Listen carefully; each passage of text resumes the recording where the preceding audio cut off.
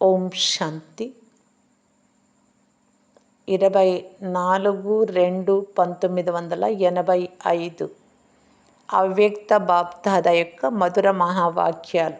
సంగమ యుగము సర్వశ్రేష్ఠ ప్రాప్తుల యుగం. ఈరోజు బాప్దాద నలువైపులా ఉన్న ప్రాప్తి స్వరూపులైన విశేషాత్మలను చూస్తున్నారు. ఒకవైపు అల్పకాలిక ప్రాప్తులు పొందే అనేక మంది ఆత్మలు ఉన్నారు. వారిలో ప్రాప్తితో పాటు ప్రాప్తి మరియు అప్రాప్తి కూడా ఉంది. ఈరోజు ప్రాప్తి ఉంది, నాకు ఇది లభిస్తోంది, లభించింది అంటారు. రేపు ఇది లేదు, అప్రాప్తి ఉంది. కావున ఒకవైపు అనేక ప్రాప్తులతో, ఇంకొక వైపు చాలా కొద్ది మంది సదాకాలిక ప్రాప్తి స్వరూపులైన విశేషాత్మలుగా ఉన్నారు. కొద్దిమంది ప్రాప్తులతో కూడా అప్రాప్తి స్వరూపులుగా ఉన్నారు. ఇరువురి మధ్య ఉన్న గొప్ప తేడాను బాప్దాదా చూస్తున్నారు. బాప్దాదా ప్రాప్తి స్వరూపులైన పిల్లలను చూసి హర్షిస్తూ ఉన్నారు. ప్రాప్తి స్వరూపులైన పిల్లలు ఎంత పదమాపదం భాగ్యశాలురు, ఎంత ప్రాప్తిని పొందారు అంటే విశేషాత్మలైన మీ ప్రతి అడుగులో పదమాలు లెక్కలేనంత ఉంది.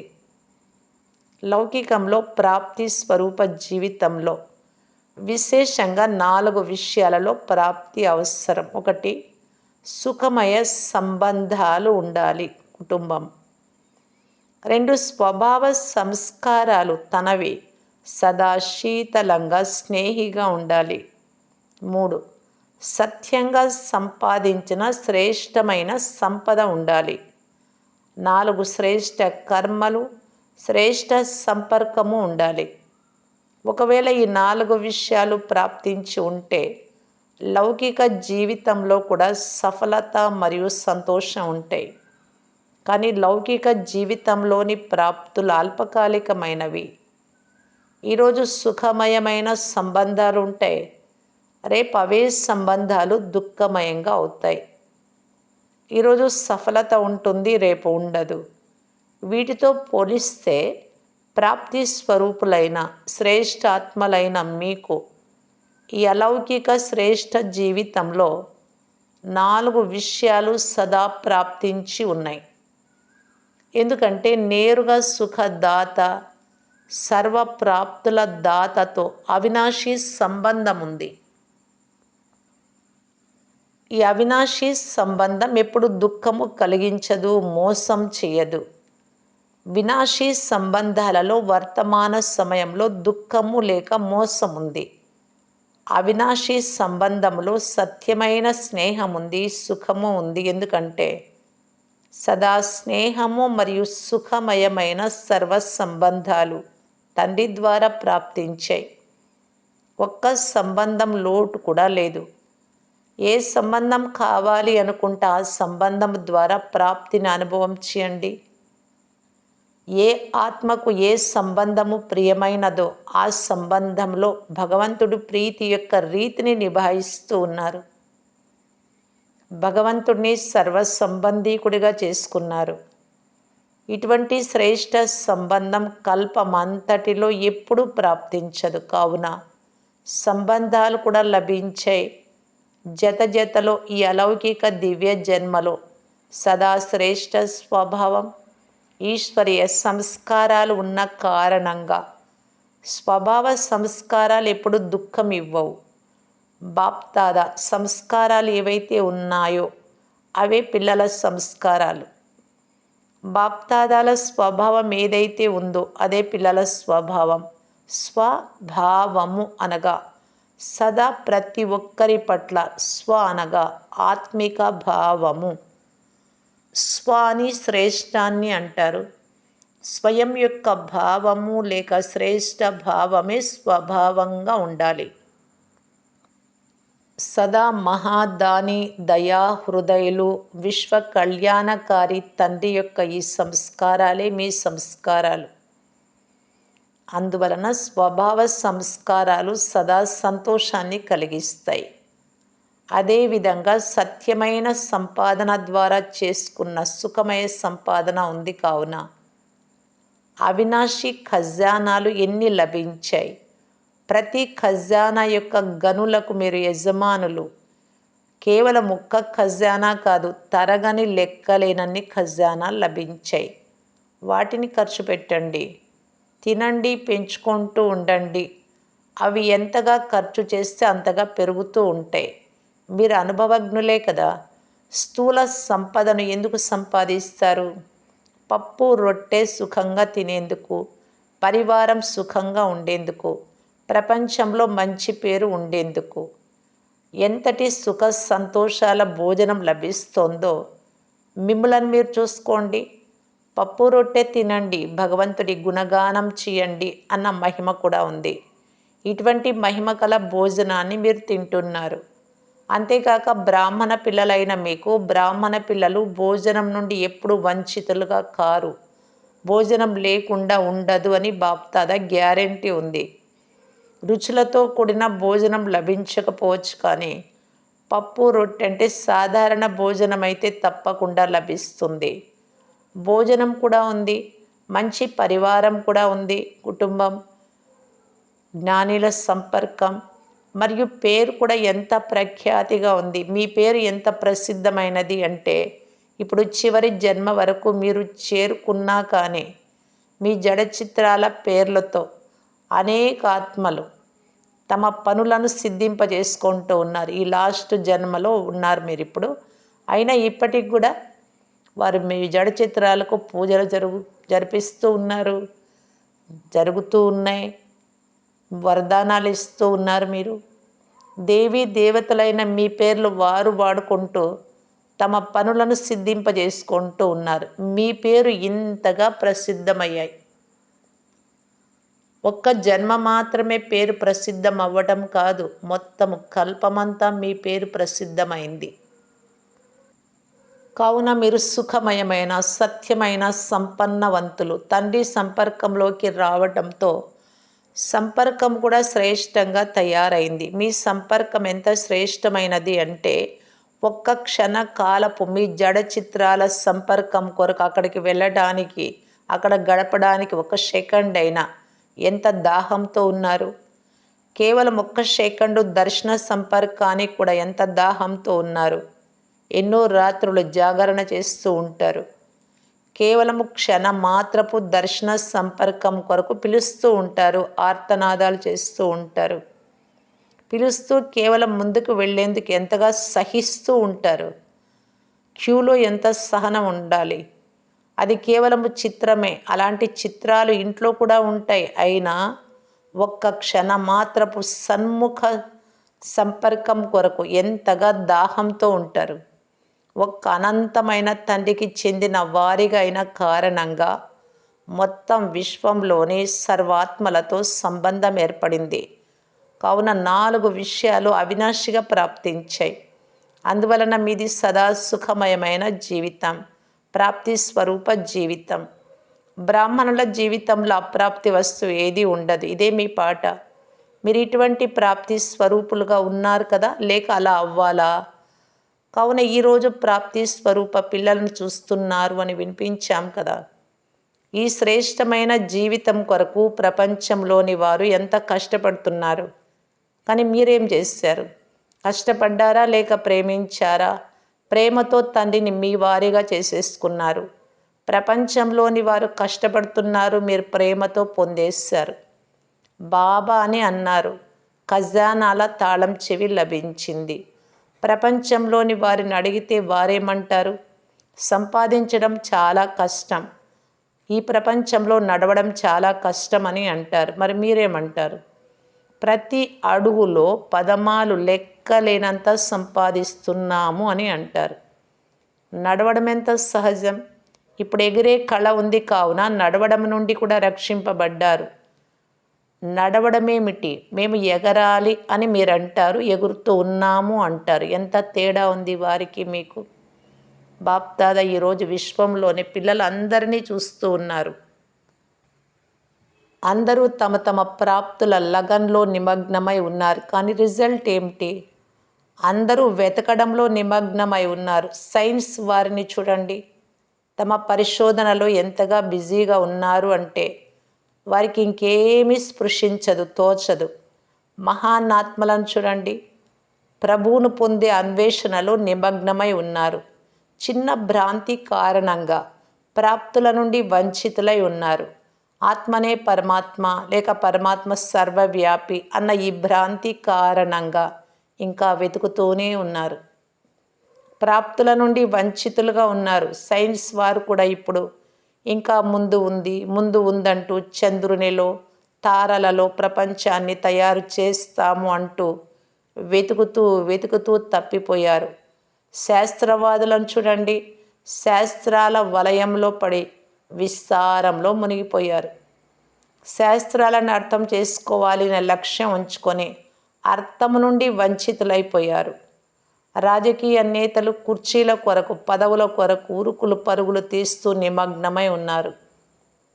ప్రపంచంలోని ఏమీ తెలియని అజ్ఞాని ఆత్మలు వినాశీ ప్రాప్తుల గడ్డిపోచల ఆధారాన్ని నిజమైన ఆధారంగా భావిస్తూ కూర్చున్నారు. కానీ మీరేం చేశారు? వారన్నీ పోగొట్టుకున్నారు, మీరు పొందేశారు. భ్రాంతులను చెరిపేసుకున్నారు కనుక ప్రాప్తి స్వరూపులుగా అయిపోయారు. కావున మీరు సదా ప్రాప్తి స్వరూప శ్రేష్ఠాత్మలు. విశ్వంలోని అనేక ఆత్మల మధ్య శ్రేష్ఠాత్మలైన మీ గుర్తించే నేత్రం శక్తిశాలిగా ఉంది అని బాప్దాదా విశేషంగా డబల్ విదేశీ పిల్లలకు అభినందనలు తెలుపుతున్నారు. మీరు తండ్రిని గుర్తించారు, పొందారు. కావున బాప్దాదా డబల్ విదేశీ పిల్లల గుర్తించే నేత్రాన్ని చూసి ఓహో పిల్లలు అంటూ పిల్లల గుణగానం చేస్తున్నారు. దూరదేశ వాసులుగా, భిన్న భిన్న ధర్మాలకు చెందిన వారిగా, భిన్న భిన్న ఆచార వ్యవహారాలకు చెందిన వారిగా, మీ వాస్తవిక తండ్రి నుండి దూరంగా ఉంటున్న సమీపంగా గుర్తించేశారు. సమీప సంబంధంలోకి వచ్చేశారు. బ్రాహ్మణ జీవితంలోని ఆచార వ్యవహారాలను మీ ఆది ఆచార వ్యవహారాలుగా భావిస్తూ సహజంగానే మీ జీవితంలోకి స్వీకరించారు. ఇటువంటి వారినే విశేషమైన లవ్లీ మరియు లక్కీ పిల్లలు అని అంటారు. ఎలాగైతే పిల్లలకు విశేషమైన సంతోషం ఉందో అలా బాప్దాదా కూడా విశేషమైన సంతోషం ఉంది. బ్రాహ్మణ ప్రపంచంలోని ఆత్మలు విశ్వంలో మూలలకు చేరుకున్నారు. కానీ మూలలో ఉన్న తప్పిపోయిన శ్రేష్ఠ ఆత్మలు మళ్ళీ తమ పరివారంలోకి వచ్చి చేరుకున్నారు. తండ్రి వెతికారు, మీరు గుర్తించారు. కావున ప్రాప్తులకు అధికారులుగా అయిపోయారు. మంచిది. ఇటువంటి అవినాశి ప్రాప్తి స్వరూపులైన పిల్లలకు, సదా సర్వ సంబంధాలను అనుభవం చేసుకునే పిల్లలకు, సదా అవినాశి సంపన్నులైన పిల్లలకు, సదా తండ్రి సమానంగా శ్రేష్ఠ సంస్కారాలను కలిగి ఉంటూ సదా స్వయం యొక్క భావనతో ఉండే సర్వప్రాప్తుల భాండాగారాలైన సర్వప్రాప్తుల మహాదాని పిల్లలకు బాప్దాదా ప్రియ స్మృతులు మరియు నమస్తే. యుగల్స్తో అవ్యక్త బాప్దాదా మిలనం. ప్రవృత్తిలో ఉంటూ గృహస్థంలో సర్వ సంబంధాల నుండి అతీతంగా మరియు తండ్రికి ప్రియంగా ఉన్నారు కదా. చిక్కుకుపోయిన వారిగా లేరు కదా. పంజరంలోని పక్షులైతే కారు కదా, ఎగిరే పక్షులు కదా. కొద్దిగా బంధనం ఉన్నా చిక్కుకుపోయేలాగా చేస్తుంది. బంధన ముక్తులుగా ఉన్నట్లయితే సదా ఎగురుతూ ఉంటారు. కావున ఏ విధమైన బంధనము లేదు. దేహానిది లేదు, దేహ సంబంధాలది లేదు, ప్రవృత్తిది లేదు, పదార్థాలది కూడా లేదు. ఏ బంధనము లేని వారిని అతీతమైన వారు, ప్రియమైన వారు అని అంటారు. స్వతంత్రులు సదా ఎగిరే కళలో ఉంటారు. పరతంత్రులు కొద్దిగా ఎగురుతారు కూడా. మళ్ళీ బంధనాలు వారిని ఆకర్షించి క్రిందకు తీసుకొస్తాయి. కావున ఒకసారి క్రింద, ఒకసారి పైన, ఈ విధంగా సమయం గడిచిపోతుంది. సదా ఒకే రకంగా ఎగిరే కళ స్థితికి, ఒకసారి క్రింద ఒకసారి పైన ఉండే స్థితికి, రాత్రికి పగలకు ఉన్నంత తేడా ఉంది. మరి మీరు ఏ స్థితి కలవారు? సదా నిర్బంధనలు, బంధనాలు లేని సదా స్వతంత్రులే కదా. సదా తండ్రి జతలో ఉండేవారేనా? ఎటువంటి ఆకర్షణకు ఆకర్షితులయ్యేవారు కాదు కదా. ఆ జీవితమే ప్రియమైనది. ఎవరైతే తండ్రికి ప్రియంగా అవుతారో వారి జీవితం సదా ప్రియంగా అవుతుంది. గొడవల జీవితం కాదు. ఈరోజు ఇది జరిగింది, నిన్న అది జరిగింది ఇలాగనరు. వారి సదా తండ్రి తోడుగా ఉండేవారు, ఏకర స్థితిలో ఉండేవారు. అది ఆనందాల జీవితం. ఆనందంలో లేకపోతే తప్పకుండా తికమక పడతారు. ఈరోజు ఈ సమస్య వచ్చింది, రేపు మరొకటి వచ్చింది. ఈ దుఃఖధామం యొక్క విషయాలు దుఃఖధామంలో అయితే రాని వస్తాయి. కానీ సంగమయుగ బ్రాహ్మణులుగా ఉన్నారు మీరు. అలా ఉన్నట్టయితే దుఃఖం క్రిందే ఉండిపోతుంది. దుఃఖధామం నుండి తొలగిపోయినప్పుడు దుఃఖము కనిపిస్తున్నా మిమ్మల్ని స్పర్శించదు. కలియుగాన్ని విడిచిపెట్టేశారు, తీరాన్ని వదిలేశారు. ఇప్పుడు సంగమ యుగానికి చేరుకున్నారు కావున సంగమ యుగం సదా ఉన్నతంగా కనిపిస్తుంది. సంగమ యుగాత్మలు సదా ఉన్నత స్థాయి కలవారు, క్రింద స్థితి కలవారు కాదు. తండ్రి ఎగిరింప చేసేందుకు వచ్చారు కనుక ఎగిరే కళ నుండి క్రిందకు రావటం ఎందుకు? క్రిందకు రావటం అనగా చిక్కుకోవటం. ఇప్పుడు రెక్కలు లభించాయి కనుక ఎగురుతూ ఉండండి, క్రిందకు రాకండి, మంచిది. అదర్ కుమారులను అన్నలను ఉద్దేశించి అందరూ ఒక్కరి ప్రేమలోనే మగ్నమై ఉండేవారు కదా. ఒకటి తండ్రి, రెండు మేము, మూడవ వారు ఎవ్వరూ లేరు. వీరినే ప్రేమలో మగ్నమై ఉండేవారు అని అంటారు. నేను నా బాబా, ఇది తప్ప నా వారెవరైనా ఉన్నారా? నా పిల్లలు, నా మనవళ్ళు ఇలాగైతే లేరు కదా.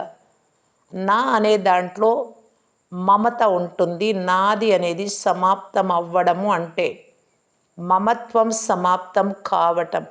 కావున మొత్తం మమత అనగా మొత్తం మోహమంతా తండ్రి పైనే కనుక మారిపోయింది, శుద్ధ మోహంగా అయిపోయింది. తండ్రి సదా శుద్ధమైన వారు కావున మోహము మారి ప్రేమగా అయిపోయింది. నా తండ్రి ఒక్కరే, ఈ ఒక్క నా ద్వారా అన్నీ సమాప్తం అయిపోతాయి. మరియు ఒక్కరి స్మృతి సహజమైపోతుంది. కావున మీరు సదా సహజ యోగులు. నేను శ్రేష్ఠాత్మను మరియు నా తండ్రి అంతే. శ్రేష్ఠాత్మలుగా భావించినందున శ్రేష్ఠ కర్మలు స్వతహాగా జరుగుతాయి. శ్రేష్ఠాత్మల ముందు మాయ రాజాలదు. మాతలను ఉద్దేశించి మాతలు సదా తండ్రి జతలో సంతోషము అనే ఊయలలో ఊగేవారు కదా. గోపికలు సదా సంతోషంలో నాట్యం చేసేవారు లేక ఊయలలో ఊగేవారు. కావున తండ్రి జతలో ఉండువారు సంతోషంతో నాట్యం చేస్తారు. తండ్రి జతలో ఉంటే సర్వశక్తులు జతలో ఉన్నట్లే. తండ్రి తోడు శక్తిశాలిగా తయారు చేస్తుంది. తండ్రి తోడుగా ఉండేవారు సదా నిర్మోహులుగా ఉంటారు. వారిని ఎవరి మోహము సతాయించదు. కావున నిర్మోహులుగా ఉన్నారా? ఎటువంటి పరిస్థితి వచ్చినా ప్రతి పరిస్థితిలో నిర్మోహులే. ఎంతగా నిర్మోహులుగా ఉంటారో అంత స్మృతి మరియు సేవలో ముందుకు వెళ్తూ ఉంటారు. మధ్వనానికి వచ్చిన సేవాధారణను ఉద్దేశించి బాబా తెలియజేస్తున్నారు. సేవా ఖాతా జమ అయింది కదా. ఇప్పుడు కూడా మధువనం వాతావరణంలో శక్తిశాలి స్థితిని తయారు చేసుకునేందుకు అవకాశం లభించింది. భవిష్యత్తు కూడా జమ అయింది కావున డబల్ ప్రాప్తి జరిగింది. యజ్ఞ సేవ అనగా శ్రేష్టమైన సేవ. శ్రేష్ట స్థితిలో స్థితమై సేవ చేయటం ద్వారా 16 రెట్లు ఫలంగా అయిపోతుంది. ఏ సేవ చేసినా ముందుగా శక్తిశాలి స్థితిలో సేవాధారిగా ఈ సేవ చేస్తున్నానా అని చూసుకోండి. సాధారణ సేవాదారులు కాదు, ఆత్మిక సేవాదారులు. ఆత్మిక సేవాదారులు ఆత్మిక మెరుపు, ఆత్మిక నశ సదా ప్రత్యక్ష రూపంలో ఉండాలి. రొట్టెలు ఒత్తుతున్న స్వదర్శన చక్రం తిరుగుతూ ఉండాలి. లౌకిక నిమిత్త స్థూల కార్యమైన స్థూలము సూక్ష్మము రెండు జతలో ఉండాలి అనగా చేతుల ద్వారా స్థూల కార్యం చేయండి, బుద్ధి ద్వారా మనసా సేవ చేయండి. అప్పుడు డబల్ అవుతుంది. చేతుల ద్వారా కర్మ చేస్తున్న స్మృతి శక్తి ద్వారా ఒకే స్థానంలో ఉంటున్నా చాలా సేవ చేయగలరు. లైట్ హౌస్ ఒకే స్థానంలో స్థిరంగా ఉంటూ నలువైపులా సేవ చేస్తుంది. మధువనమైతే లైట్ హౌస్ కదా, అటువంటి సేవాదారులు స్వంతానికి మరియు ఇతరులకు శ్రేష్ట ప్రాలబ్ధాన్ని తయారు చేయగలరు. మంచిది. ఓం శాంతి. ఈరోజు బాప్దాదా రాత్రంతా పిల్లలందరితో మిలనం జరిపారు. ఉదయం 7 గంటలకు ప్రియ స్మృతులు తెలిపి వీడ్కోలు తీసుకున్నారు. ఉదయం క్లాసు బాప్దాదాయే చేశారు. బాప్దాదా ద్వారా మహావాక్యాలు రోజు వింటూ వింటూ మహాన్ ఆత్మలుగా అయిపోయారు. కావున ఈ రోజున ఇదే లెసన్ పూర్తి రోజంతా మహావాక్యాలు వింటూ మహాన్గా అయిపోయాను అని మనస్ఫూర్తిగా వినండి. గొప్పలో కంటే గొప్ప కార్యం చేసేందుకు సదా నిమిత్తంగా ఉన్నాను. ప్రతి ఆత్మ పట్ల మనస్సు ద్వారా, వాక్కు ద్వారా, సంపర్కం ద్వారా మహాదాని ఆత్మలుగయ్యి సదా మహాన్ యుగాన్ని ఆహ్వానం చేసే అధికారి ఆత్మలు. ఆత్మ నేను అనుకోండి, వారు మీరే. ఇది గుర్తుంచుకోండి. సదా ఇటువంటి మహాను స్మృతిలో ఉండే శ్రేష్ఠ ఆత్మలకు, చాలా కాలం తర్వాత కలిసిన పిల్లలకు బాప్దాదా ప్రియ స్మృతులు మరియు శుభోదయం. కాబోయే మరియు వర్తమాన చక్రవర్తులకు తండ్రి నమస్తే. మంచిది. ఓం శాంతి.